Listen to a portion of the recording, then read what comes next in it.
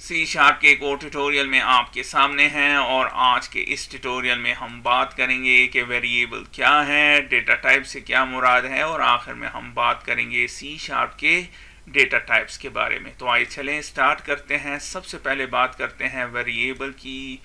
ये मेमोरी में वो लोकेशन है। इस केस में मेमोरी से मुराद है रैम, जहाँ पे हम टेम्पररी स्टोर करते हैं वैल्यू को during the execution of our program, जब हमारा प्रोग्राम रन हो रहा हो। तो वेरिएबल क्या है? मेमोरी में लोकेशन है जहाँ पे हम स्टोर करते हैं वैल्यू को जब हमारा प्रोग्राम रन हो रहा हो। क्यों स्टोर करते हैं वैल्यू को?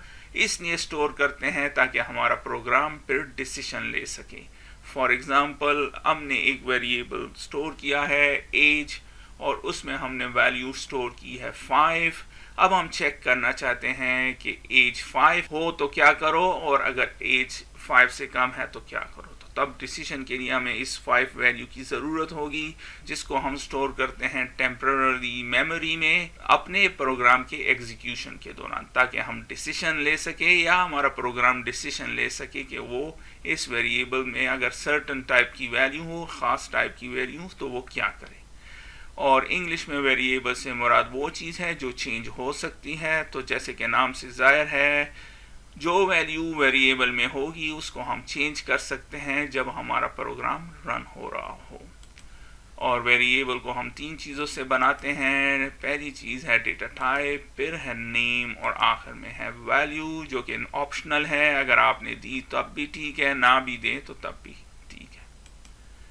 अब बात करते हैं कि डेटा टाइप से क्या मुराद है। डेटा टाइप से मुराद है कि हम वेरिएबल में किस किस्म की वैल्यू को स्टोर कर सकते हैं। उसमें नंबर स्टोर कर सकते हैं जैसे है 123 10.50।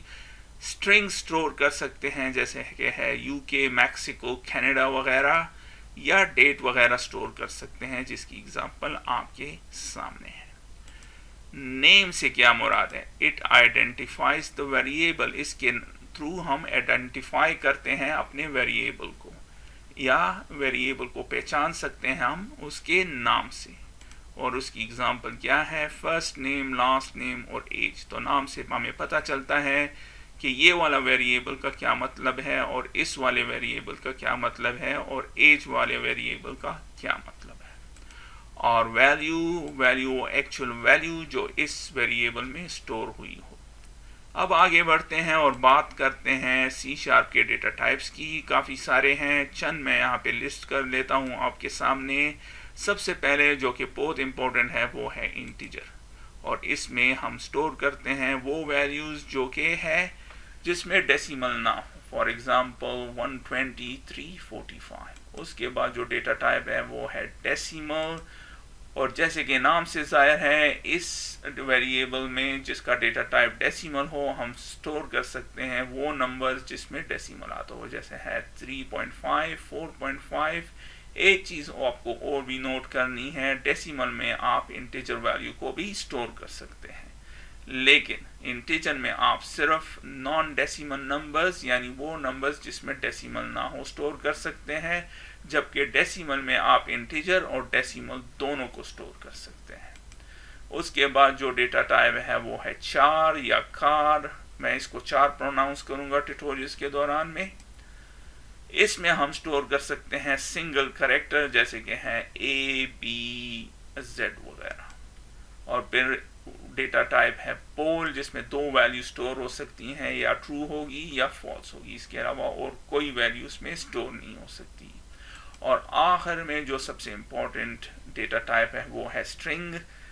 4 के केस में हम सिंगल कैरेक्टर को स्टोर कर सकते थे। अगर आपने एक से ज़्यादा कैरेक्टर को स्टोर करना है तो तब आपने यूज़ करना है स्ट्रिंग डेटा टाइप।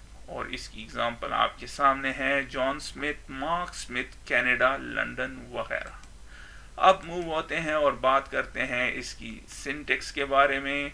सबसे पहले आपने मेंशन करना है डेटा टाइप, फिर जो नाम आपने इस वेरिएबल को देना है वो, उसके बाद इक्वल साइन, फिर जो वैल्यू आपने उसमें डालनी है वो, और आखिर में सेमी कॉलन। अब आपको कुछ नेमिंग रूल्स को याद रखने हैं जब आप डिक्लेयर करेंगे वेरिएबल का नाम।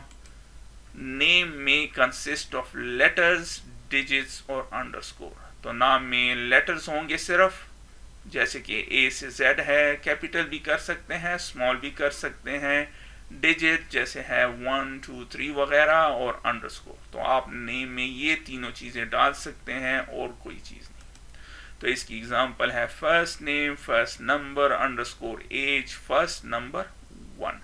तो ये करेक्ट नाम है। अगर तो आपने ये वाले नाम दिए तो ये रॉन्ग है, क्योंकि इस केस में आपने हैश डाला हुआ है और इस केस में है एट। तो ये लेटर भी नहीं है, डिजिट भी नहीं है और अंडरस्कोर भी नहीं है, तो ये नाम आप यूज नहीं कर सकते, फिर आपको C# कंपाइलर एरर देगा। Name must begin with a letter and underscore. तो आपने ज़हन में याद रखना है, नाम हर हाल में स्टार्ट होगा लेटर से, जैसे कि यहाँ पे है, और अंडरस्कोर से। डिजिट से स्टार्ट नहीं हो सकता, अगर से आप वेरिएबल में डिजिट्स डाल सकते हैं, और उसकी एग्जांपल है फर्स्ट नेम या अंडरस्कोर फर्स्ट नेम। अगर तो आपने इस तरह किया 1 फर्स्ट नेम या सेकंड नंबर, तो फिर ये गलत होगा, क्योंकि आपने इसको स्टार्ट किया है डिजिट से। Name must not have spaces. नाम में स्पेस नहीं होना चाहिए। इसकी एग्जांपल आपके सामने है, यहाँ पे आप देख रहे हैं फर्स्ट और नेम के दरमियान स्पेस है, ये गलत है। आपको इस तरह का नाम देना है, first name. Name must not have reserve word और C# कीवर्ड्स। तो नेम में किसी भी सूरत में रिजर्व वर्ड्स या कि C# के कीवर्ड्स नहीं होने चाहिए। और C# के कीवर्ड्स की लिस्ट आपको दिखा देता हूं मैं। आपने किसी भी सूरत में अपने वेरिएबल को ये नाम नहीं देने। इन नामों को आप यूज कर सकते हैं, फॉर एग्जांपल डबल नंबर 1, तो इस तरह यूज कर सकते हैं, लेकिन अगर आपने सिर्फ डबल यूज किया तो फिर गलत होगा। आपने इस चीज को याद रखना है।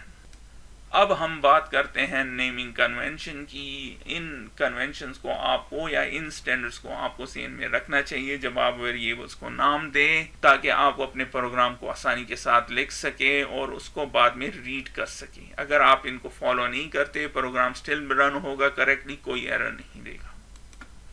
Name must be meaningful. नाम मीनिंगफुल होने चाहिए, उनका मतलब होना चाहिए। उसकी एग्जांपल है फर्स्ट नेम स्ट्रिंग। तो यहाँ पे नाम से ही जाहिर है कि फर्स्ट नेम को हमने इसमें स्टोर करना है। CNIC स्ट्रिंग, तो इसके नाम से भी जाहिर है कि हमने यहाँ पे नेशनल आइडेंटिटी कार्ड का नंबर स्टोर करना है। और स्टूडेंट ID इंटीजर, इस केस में भी साफ जाहिर है कि स्टूडेंट की ID को हमने इस वेरिएबल में स्टोर करना है। और ये नाम भी आप दे सकते हैं, लेकिन ये ठीक नहीं है, क्योंकि A से हमें कुछ पता नहीं चल रहा कि इसका क्या मतलब है, B से भी कुछ पता नहीं चल रहा, और ऑप्शन 1 से भी नहीं चल रहा। Name must include it's data type. तो नाम में हमेशा उसकी डेटा टाइप को भी डाल दिया करे।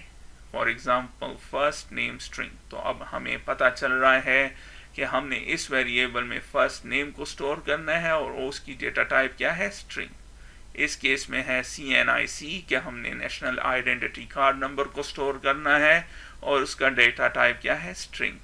इस केस में स्टूडेंट ID को स्टोर करनी है और उसकी डेटा टाइप क्या है, इंटीजर। तो इस तरह हम बड़ी आसानी के साथ अपने प्रोग्राम में इन वेरिएबल्स को यूज कर सकते हैं और बग्स को रिड्यूस कर सकते हैं। आप ये नाम भी दे सकते हैं, लेकिन ये स्टैंडर्ड बेहतर है।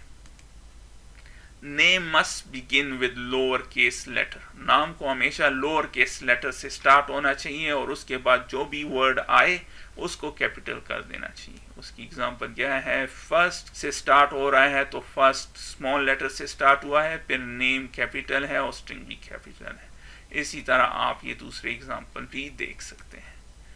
आप इसको इस तरह भी दे सकते हैं, लेकिन ये वाला तरीका बेहतर है। अब हम कुछ एक्सरसाइज करते हैं, और एक्सरसाइज क्या है कि create variables for the following fields. First name, age, disability और सैलरी, इनके लिए वेरिएबल को क्रिएट करें।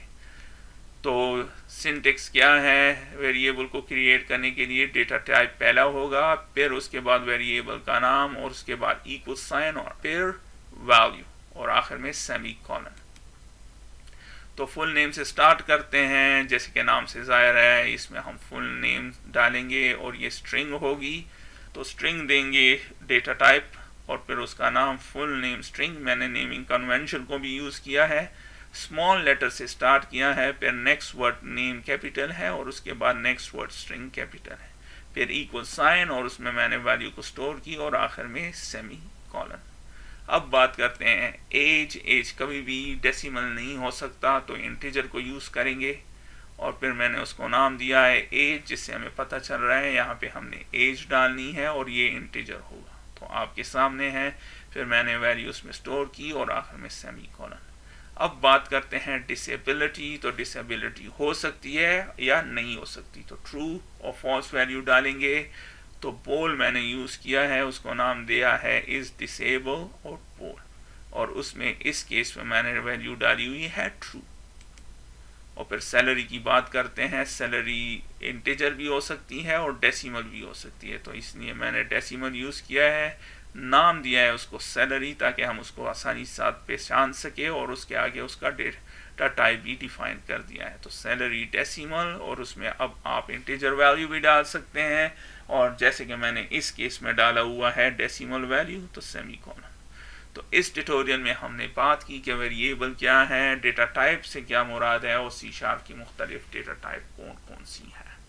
उसके बाद मैंने उसको कम्प्लीटली एक्सप्लेन किया, नेमिंग कन्वेंशन पे बात की, नेमिंग स्टैंडर्ड पे बात की, और आखिर में कुछ एक्सरसाइज भी की है। तो इसके साथ ही मैं इस वीडियो को ख़त्म करता हूँ, फिर मिलते हैं किसी और ट्यूटोरियल में, तब तक के लिए खुदा हाफिज़।